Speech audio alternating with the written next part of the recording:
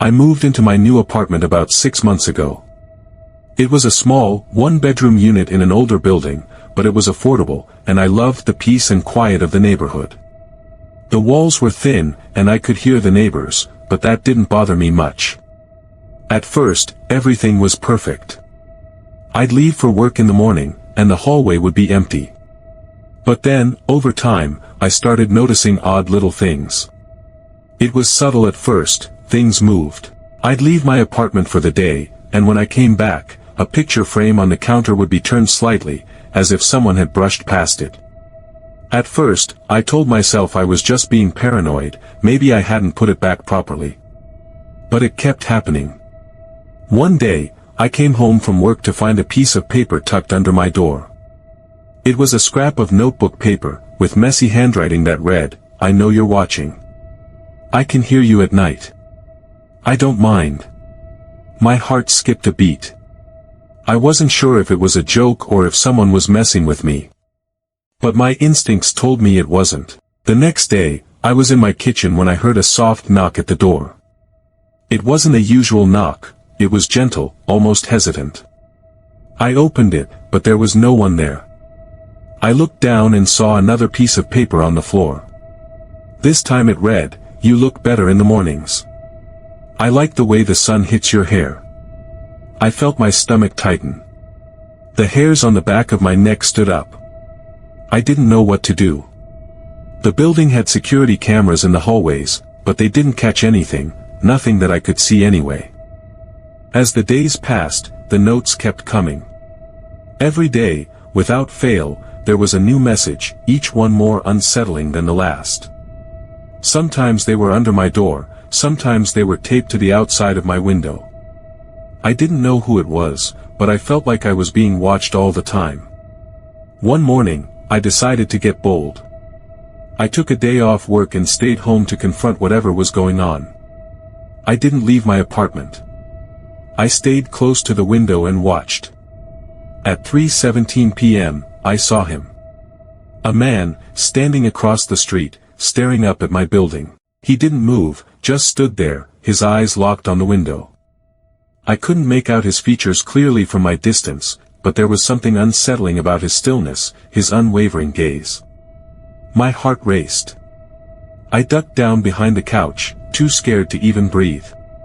I watched for an hour, but he never left. He just stood there, watching.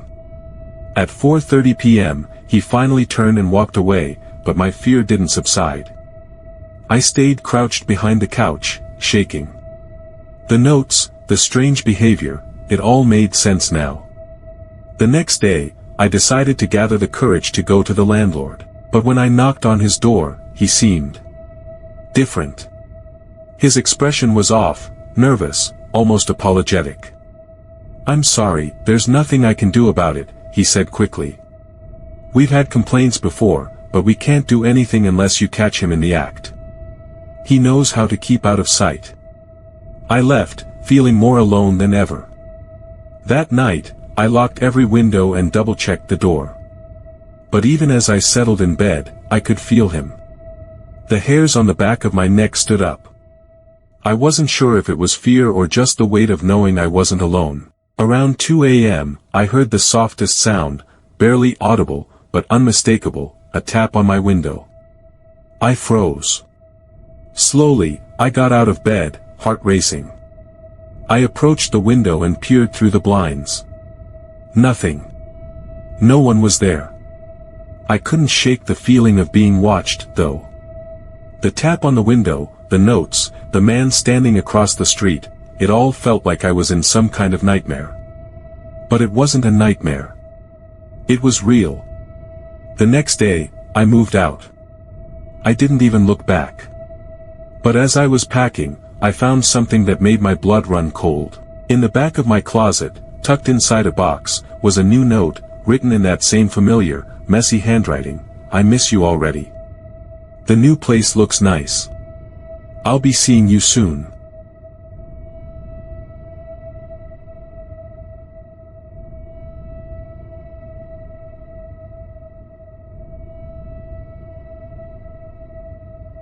I'm not sure who will believe this.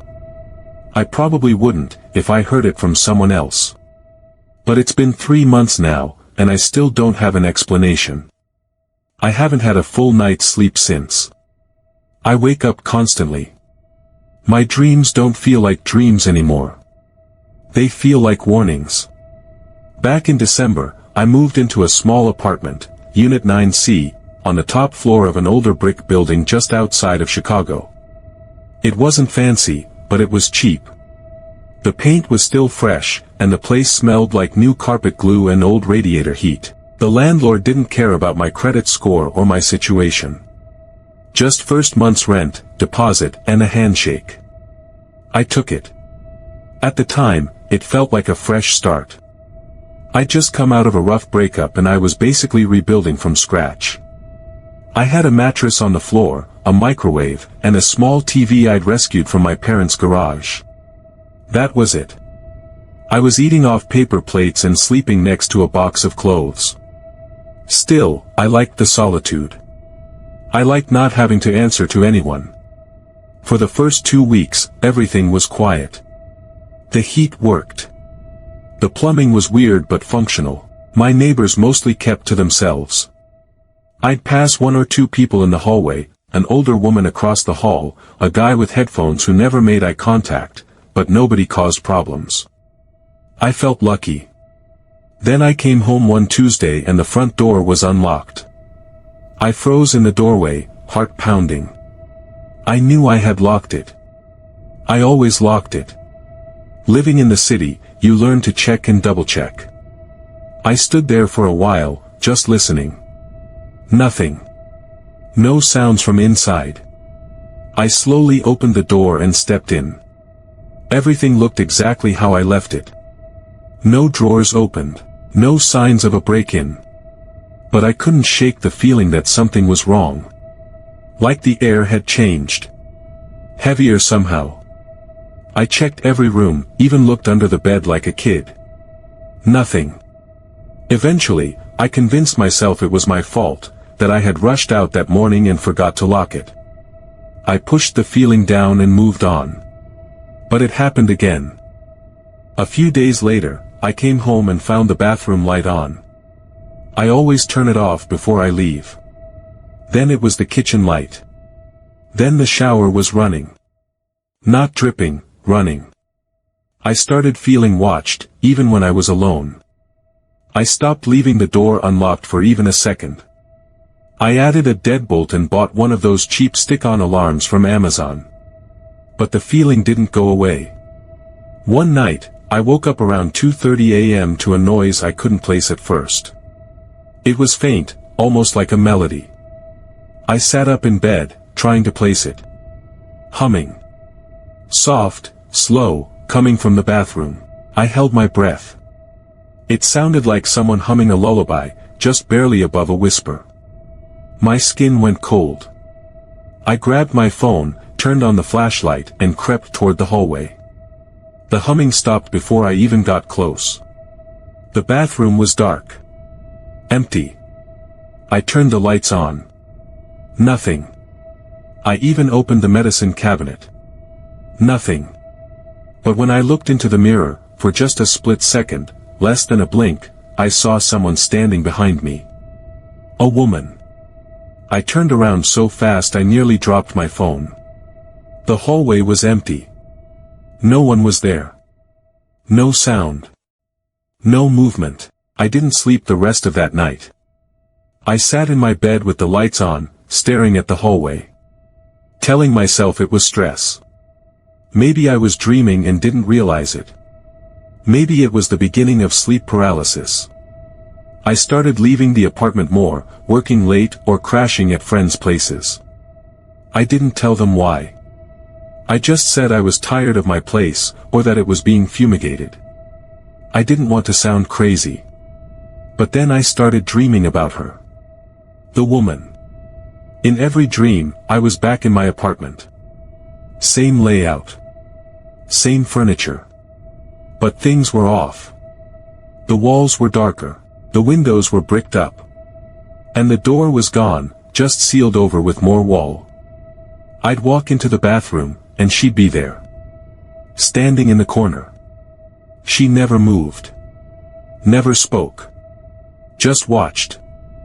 Each night, she was closer. First at the end of the hallway. Then outside the bathroom door. Then just inches away, her face blurred like static. I'd wake up in a cold sweat every time.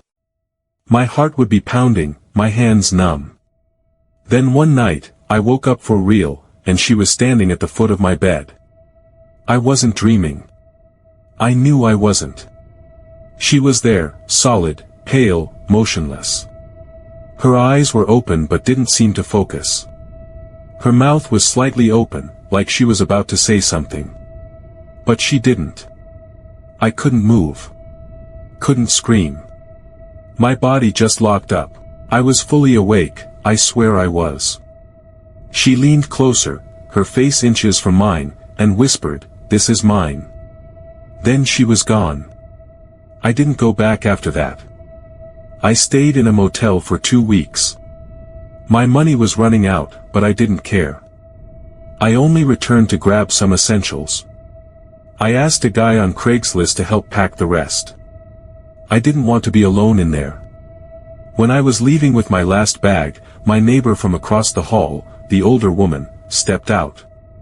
She looked at me for a second, then asked, "You were in 9C?" I nodded. She sighed, "You should have talked to the super before moving in.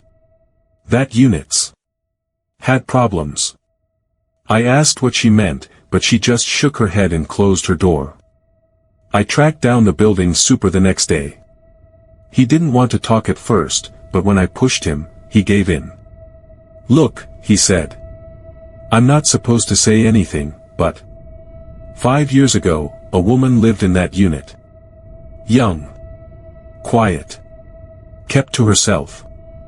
One day, the neighbor upstairs noticed water leaking through the ceiling. We knocked. No answer. Had to break the door down." He paused. "She was in the bathtub. Been there a while, maybe a week. No signs of trauma. No note. Just dead." I asked if it was suicide. He shook his head. Coroner said heart failure. But she was only in her 30s. No drugs, no alcohol. It didn't make sense. Then he looked at me and said, "Bathroom door was locked. From the inside. I moved out that night. Broke my lease. Ate the deposit. I thought maybe once I was out, it would stop. It didn't. Sometimes I still hear humming when I try to fall asleep. Sometimes I wake up with the feeling that someone's in the room with me. I check the floor near my bed, because once, I swear I saw wet footprints, bare, small ones, leading toward the door. I changed my number a few weeks ago, but I keep getting calls from a blocked number around 3 a.m. every couple of nights. I never answer. But once, I let it go to voicemail. There was no message. Just soft humming. And then silence.